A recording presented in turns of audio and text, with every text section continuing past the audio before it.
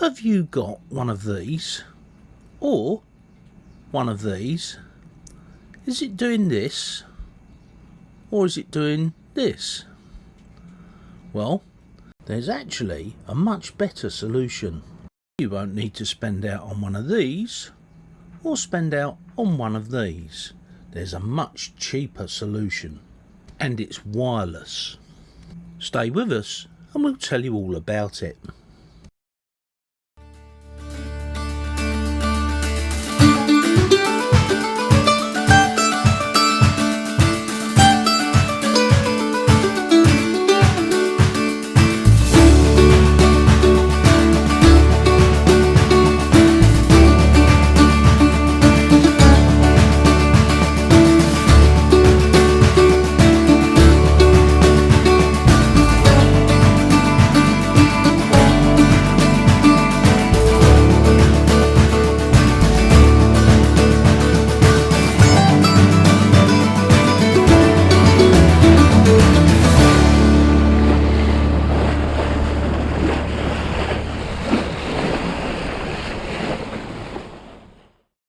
And this is the solution.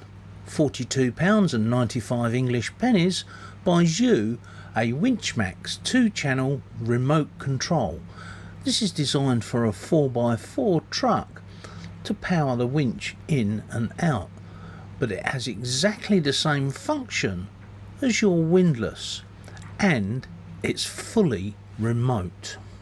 You won't have any range issues, and our last one has lasted about 10 years. Okay, well, I've opened the box up. Well, actually, I only bought them in these bags because the box was very decorative and pretty, but took up too much space in my suitcase, and I was right on the limit of space and weight on the suitcase as well. So amongst all the other junk that's around at the moment, because you know what it's like with boat work, let's just have a look what we got in the pack, which was 2 of these lanyards, 2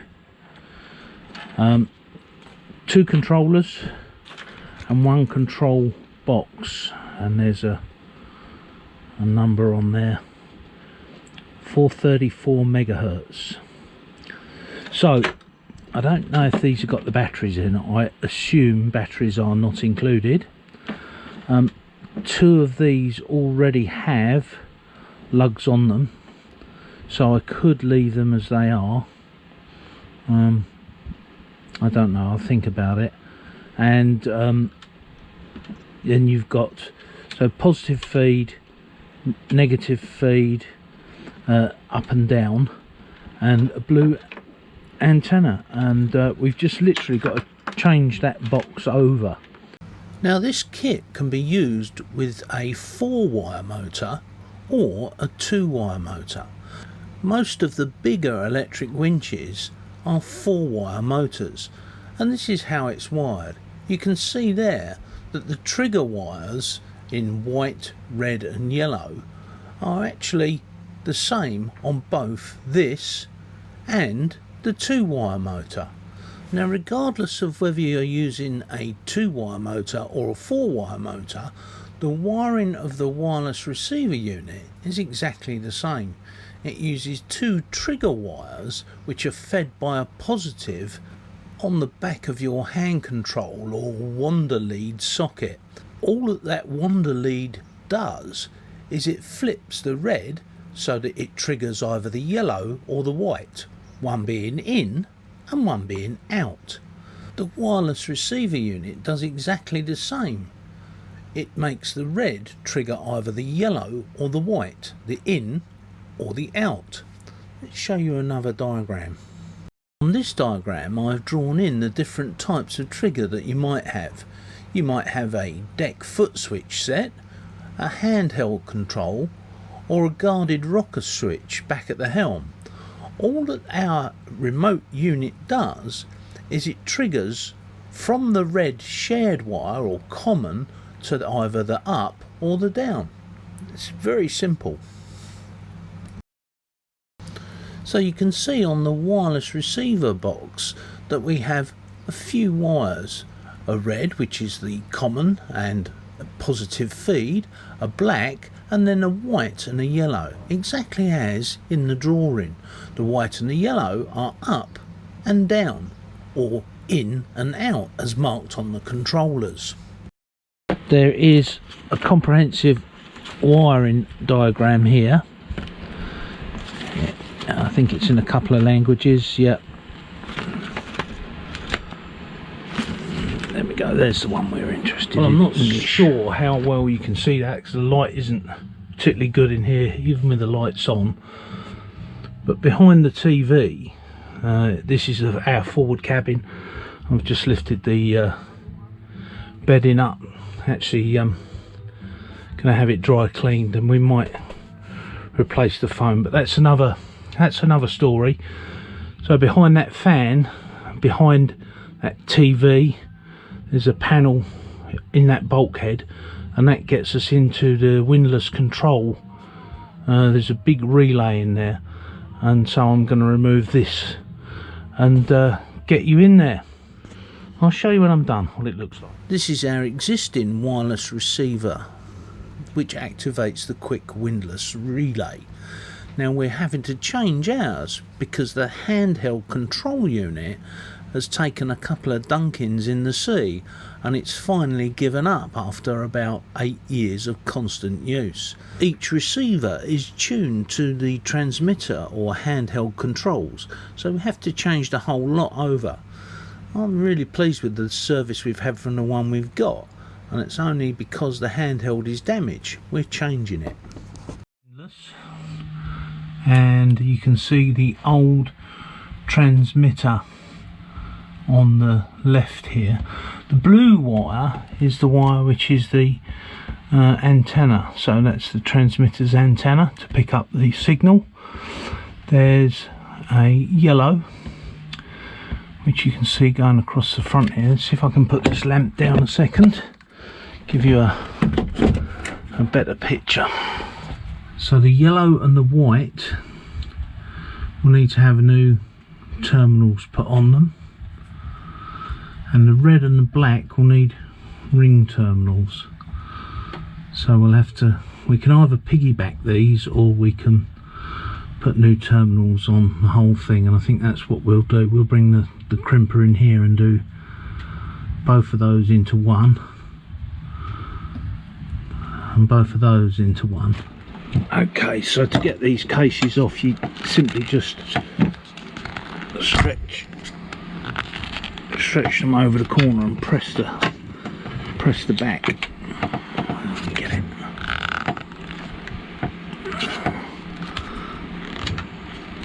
Oh, that's tight.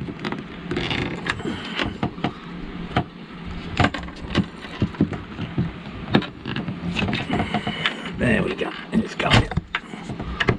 Come on. There we go. See, it's coming out.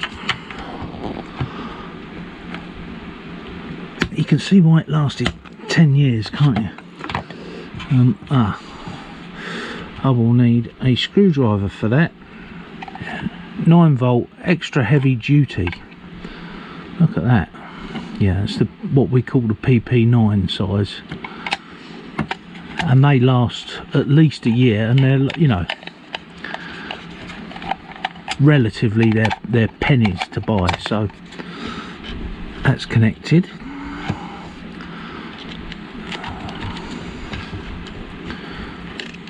It is a bit of a fiddly job, but there we go. And then that goes back in its cover. That gets pulled over there like that.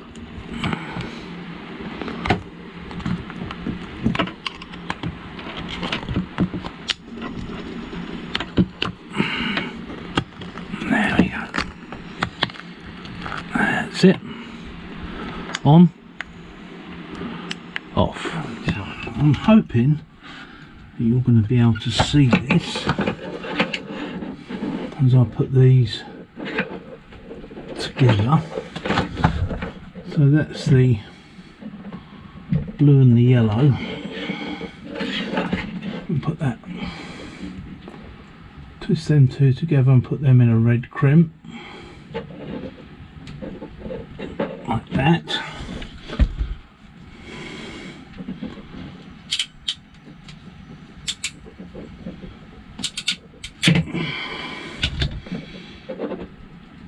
Yeah, that's good. I've got this right.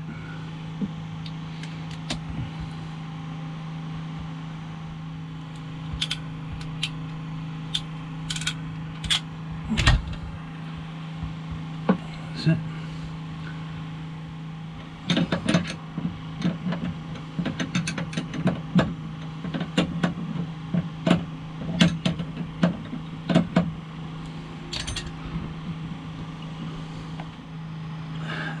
Now, let's go and turn the power back on.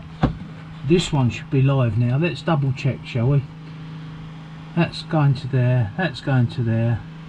That's got an earth negative. That's got a feed. Let's go and turn these on. Okay, now, on. Yes. There we go, working. So now I've taken the old box out, screwed the new one in position, just tidied up the wiring a bit. We need to go outside now and make sure up is up and down is down.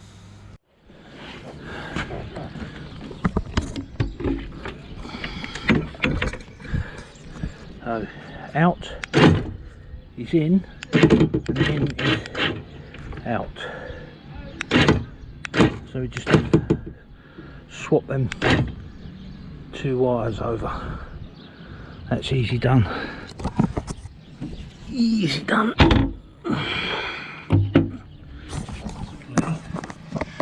You've got the positive is common, not these two wires here which are white and yellow. Yellow goes there, white goes there, which gives us out. There you go, and in. That's it. Now the job's done. Now I can get the Hoover vacuum cleaner. Well, there you go, guys. Even I get it wrong occasionally. There's the old one that we took out. Just to recap, the black is negative, the red is the positive feed, and the yellow and white are the trigger wires for up and down. The blue is the antenna, and if you get these two round the wrong way, up is down and down is up. And yeah, even I get it wrong occasionally. This is the old controller, and you can see it still works. The little lights still working on it, but it's intermittent now because it's been in salt water a couple of times, and I think these are IP67 or something like that.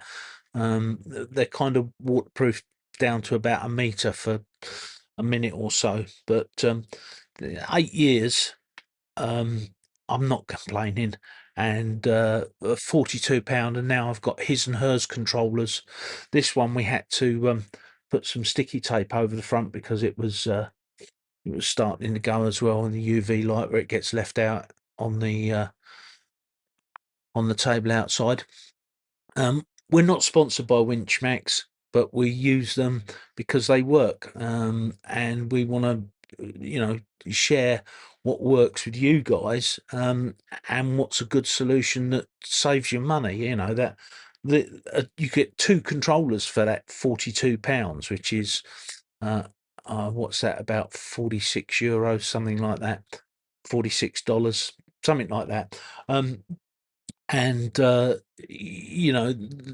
handheld remote with a wire on it, the wires always get broken, they get UV damage, they rot, they bend and break, and just these things last almost forever, and would still be working today if I hadn't have thrown it in the water. So I hope that's really useful for you guys. Don't forget to like, subscribe. When you subscribe, ding the bell so that you get notifications, and some of you might get a hype thing. If that comes up on the screen, give us a hype as well, because apparently that helps. But love to know what your thoughts on these things are, and if you've got one and you've seen us putting them on the boat before, tell us in the comments. I'd love to know how many of you have actually fitted them and think they're a good piece of kit as well. Quick update: daughter Roxanne has today is the 10th of May. Daughter has been in hospital. She's in St Mark's. She's been 3 days in ICU now. Everything appears to have been it appears to be a successful operation, and she's in a lot of pain, but touch wood, everything's gone okay. So for those that you were asking and wanted an update, yeah, and it's thanks to you guys that we've been able to get a private treatment and get a resolution, or a partial resolution, shall I say. Patreons, thanks again for your support. Without you, we wouldn't be making videos. And to those of you who haven't subscribed, which is about 50%, 40-50%, hit the button now, because we do lots of different types of videos, not just the how-tos and solutions. We do some touristy videos as well, travel logs and that kind of thing. But at the moment we're working on the boat. Tomorrow is Monday the 11th. The boat's being lifted out, and we're going to change the anodes, rub the copper coat down for the first time this season. Yeah, it's first time it's been rubbed down since we redid the copper coat. Again, another good product. If it's put on properly, it lasts about 10 years. And if you go back in our videos, you can see us coating the bottom of Impavidus when we were in Cyprus. Yes, when we were in Cyprus. So there we go, guys. Hope you've enjoyed the video, and we'll see you next time. Bye for now.